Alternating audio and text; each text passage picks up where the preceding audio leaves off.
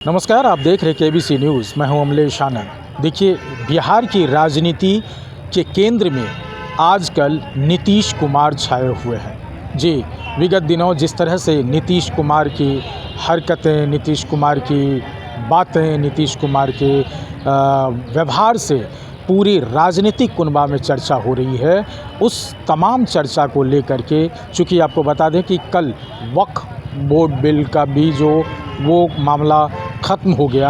आज राष्ट्रीय जनता दल के प्रदेश कार्यालय पटना में जो शक्ति यादव है मुख्य प्रवक्ता, उन्होंने नीतीश सरकार और एनडीए सरकार को घेरते हुए क्या क्या दावे कर रहे हैं और किस किस तरह के बात कर रहे हैं नीतीश कुमार के बारे में, ज़रा आप सुनिए। मुख्यमंत्री जी की जो हालत है, उसके भाव जो प्रकट होते जा रहे हैं क्रियाकलापों में, तो नीतीश कुमार जी की अचेतता जिस प्रकाष्ठा पे आई है, बिहार के लिए चिंता का विषय है। सिर्फ निर्णयों में ही नहीं,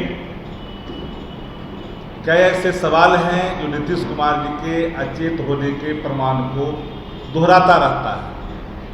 पत्रकार साथी भी उनकी देह की भाषा को देखते हैं,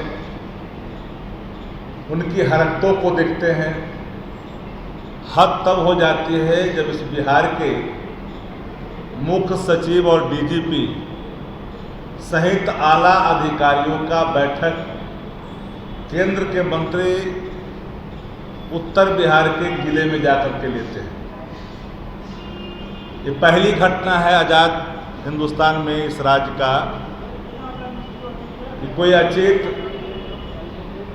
व्यक्ति इस राज्य का मुख्यमंत्री बना हुआ हो, कठपुतली के समान, और उसका दुरुपयोग दूसरे लोग उस शासन का कर रहे हैं। भारतीय जनता पार्टी इसी अचिंता का लाभ उठा रही है और जनता दल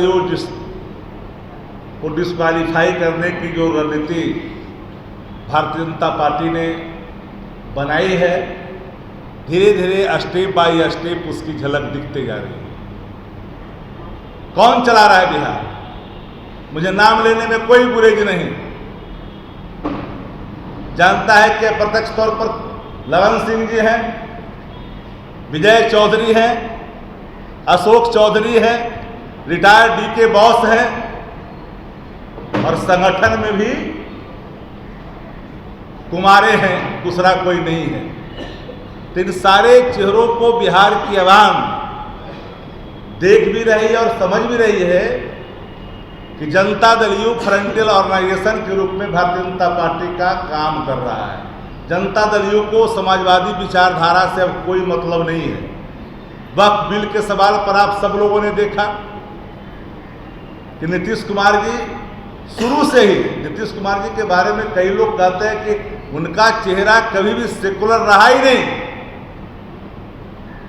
नीतीश कुमार जी ने सदैव भारतीय जनता पार्टी को लगातार समर्थन करते रहे। वक्फ के सवाल पर जो सदन के अंदर में कई संशोधन आया देश के अंदर में, पार्लियामेंट के अंदर में, लेकिन जब पार्लियामेंट के अंदर में जो संशोधन आया, मजबूत बिल की बात हुई, जमीन कोई हड़पे नहीं इसकी बात हुई, उसमें सबकी सहमति हुई थी इसकी बात हुई। लेकिन भारतीय जनता पार्टी ने जो बिल नंबर के बल पर जो बलात् लाई है, ताकत के अहंकार में लाई है, उसमें सारी चीज़ों को दरकिनार किया गया है।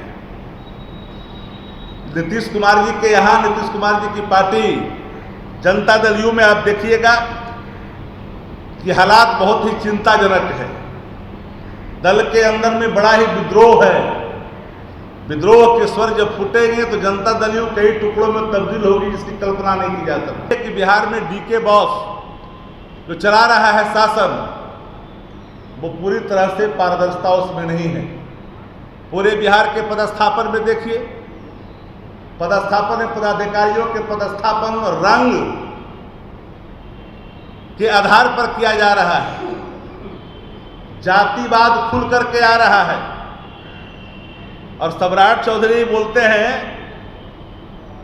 कि हम तो गाली दे करके यहाँ तक पहुँचे। और वीडियो आप लोगों ने देखा होगा कि हम गाली दे करके पूरे बिहार में अपना नाम कमाए हैं। ये मैं नहीं बोल रहा हूँ, जो नीतीश कुमार जी को रद्दी माल कहा था ये भी मैं नहीं कह रहा हूँ, लेकिन सच में जो रद्दी माल नीतीश कुमार जी के लिए शब्द का इस्तेमाल किया, आज राजनीति में बिहार के मुख्यमंत्री के तौर पर नीतीश कुमार जी रद्दी माल हैं। अगर नीतीश कुमार रद्दी माल नहीं होते तो प्रशासनिक अराजकता का ये हाल आज दिखाई नहीं पड़ता। जो भारतीय जनता पार्टी के नीतियों के प्रचार करते हैं, प्रसार करते हैं, वही लोग शासन पर अपना एक आधिपत्य जमा कर करके बिहार के खजानों को भी लूट रहे हैं।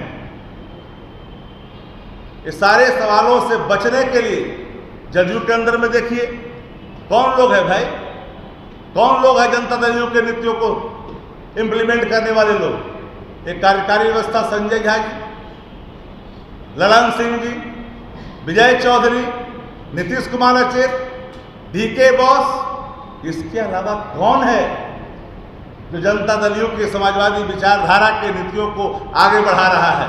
कई लोग उनकी पार्टी छोड़ रहे हैं, कई लोग छोड़ने वाले हैं, और जनता दल यू के जो संगठन में जदयू की तरफ से जो बोलने वाले लोग हैं वो क्या कह रहे हैं कि जदयू में कोई इनकी हैसियत नहीं थी।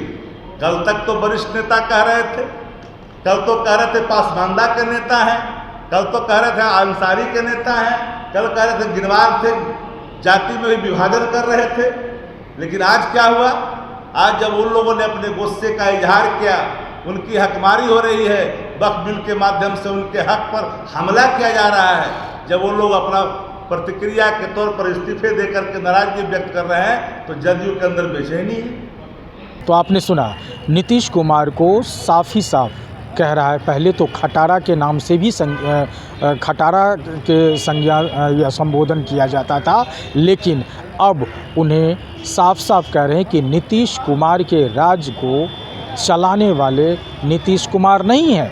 उन्होंने कई ऐसे मंत्री या जदयू के बड़े नेता पर भी आरोप लगाते हुए कहा कि उत्तर बिहार में ले जाके कैबिनेट संबंधित बातें होती है, जो आईएएस है, जो मुख्य सचिव है, उनको लेके, इन तमाम चीज़ को लेकर के नीतीश कुमार को राष्ट्रीय जनता दल के तरफ से कटघरे में खड़ा करने का ये योजनाएं चल रहा है। चूँकि जितने भी अल्पसंख्यक मुस्लिम थे वो लगातार आप देख रहे हैं कि चौथे, पाँचवें, छठे लोग जदयू से इस्तीफ़ा दे रहे हैं वक्फ बिल संशोधन बिल को लेकर के। अब ये देखना होगा कि इसका फ़ायदा आरजेडी कितना ले पाती है 2025 के बिहार विधानसभा चुनाव में, ये तो वक्त ही बताएगा। अमलेश आनंद, केबीसी न्यूज़, पटना।